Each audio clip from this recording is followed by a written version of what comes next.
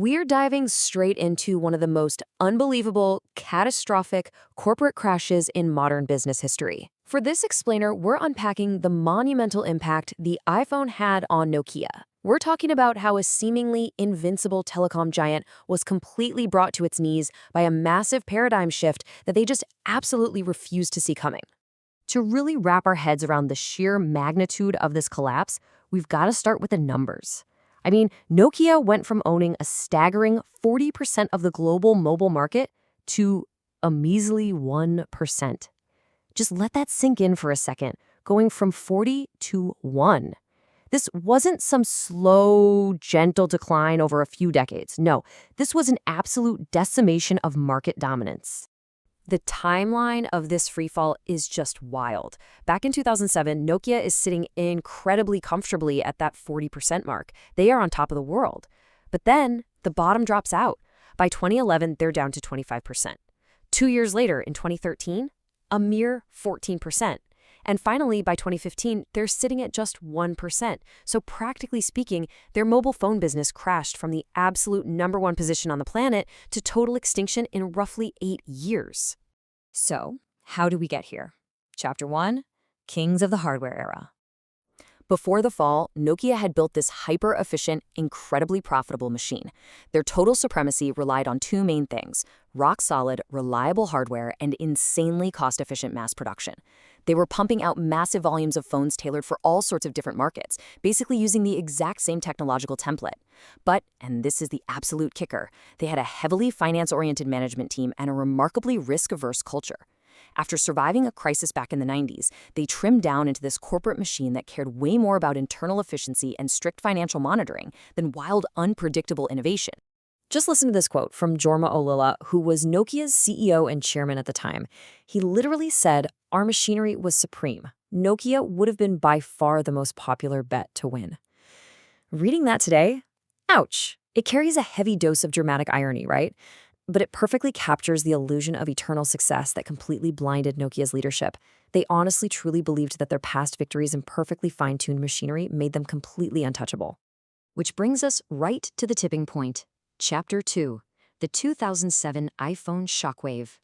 Think about the absolute contrast between these two worlds. On one side, you have the old guard, rigid, plastic, physical keyboards. Sure, they were super reliable, but they were getting incredibly cumbersome. And then, out of nowhere, you have the new paradigm, introduced by Apple, a sleek, elegant glass screen with just a single button. It was a total game changer. The iPhone took the mobile phone from being basically an industrial tool and turned it into a deeply personal, aesthetic experience. It felt like premium jewelry, completely obsessed with an intuitive user experience rather than just, hardware durability. So, how did the reigning champions react to this revolutionary, world-changing device? With just immense, unbelievable corporate hubris. Get this, in 2009, a Nokia executive named Tero Ojampera actually referred to Apple dismissively as the fruit company from Cupertino. It's almost funny now, but it highlights a massive, severe underestimation of the software thread. Because Nokia was still raking in steady profits at the time, they entirely lacked the philosophical humility to even imagine a future where mobile phones were a software-driven competition. And to be fair, this massive blind spot wasn't exclusively a Nokia problem.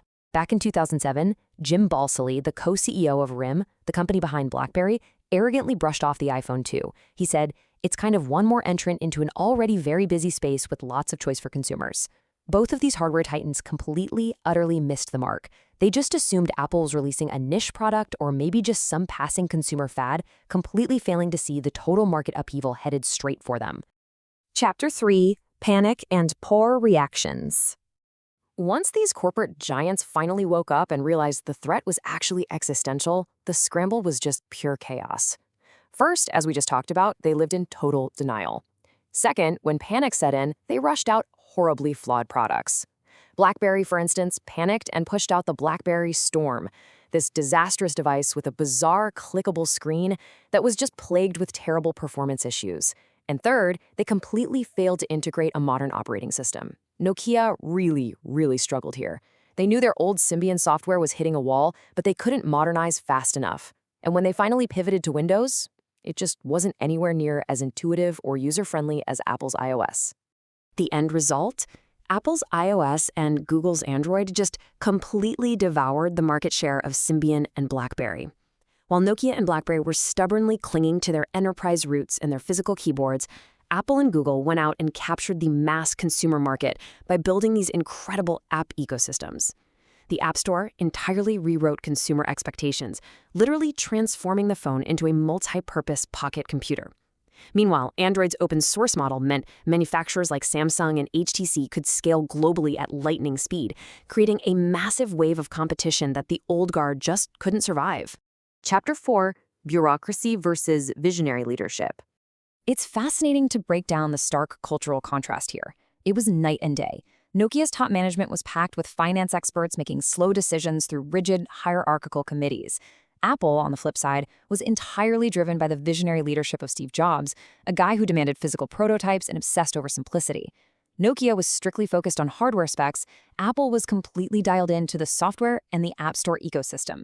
But perhaps the most fatal difference, Nokia was crippled by siloed divisions and massive censorship filters that just killed new ideas, while Apple thrived on cross-functional innovation where the entire company operated as one cohesive, performance-oriented unit. Because Apple didn't have those rigid internal silos, their ideas spread like wildfire across different teams. This is a crazy detail.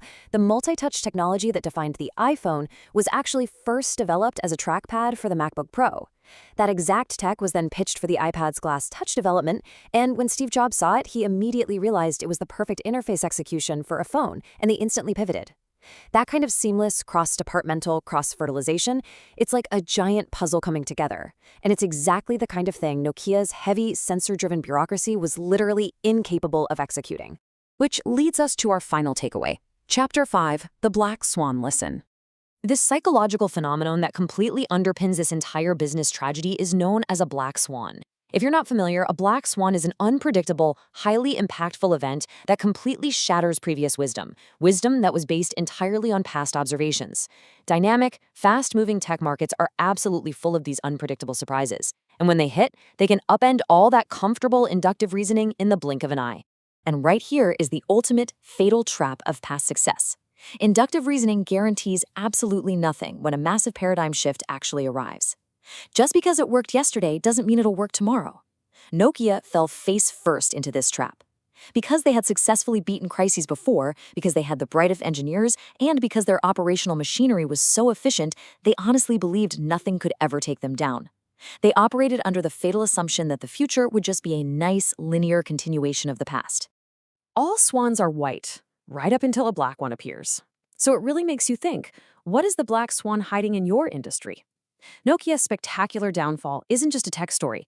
It's a universal lesson in the absolute necessity of adaptation, the massive dangers of corporate hubris, and why visionary thinking is absolutely crucial. You have always got to keep your eyes open for the paradigm shift. Thanks for joining us on this explainer to unpack this incredible piece of business history.